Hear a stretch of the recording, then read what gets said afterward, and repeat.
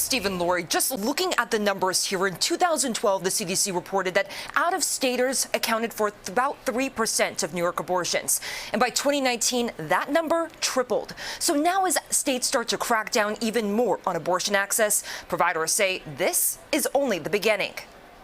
Like, we're all abortion meteorologists right now trying to figure out how much snow is going to fall. New York State abortion providers like Planned Parenthood say they are preparing for possibly 230,000 women from other states who might soon need their services.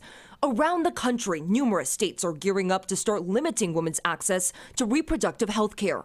In Oklahoma, the governor on Tuesday signed a bill that prohibits abortions after about 6 weeks of pregnancy. This bill takes effect immediately and is similar to measures taken by Texas last year. 26 states have what are called trigger laws on the books. And so when Roe falls this summer, abortion will become illegal in those locations.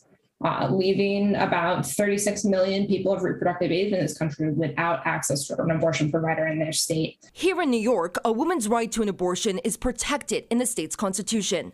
But groups like the New York Civil Liberties Union say that this is only just the start, and there needs to be a real investment in services and providers. Rights without the ability to access them don't count for a whole lot, and providers are essential to people being able to access the care that is critical to self-determination. Top Democrats in the state legislature introduced a package of bills that includes requiring insurance companies cover abortions.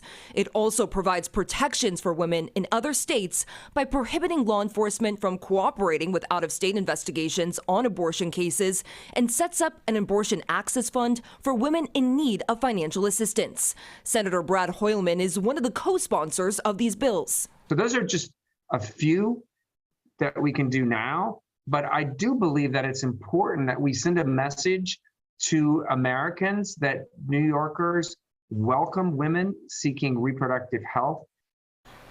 Now, many are bracing to see how this impacts elections across the country, to see if this debate will drive more people to the polls. Here in New York, Governor Kathy Hochul, who is running for a full term, already released 2 new digital ads highlighting the state's commitment to abortion access. Stephen, Lori. All right, Morgan, thank you.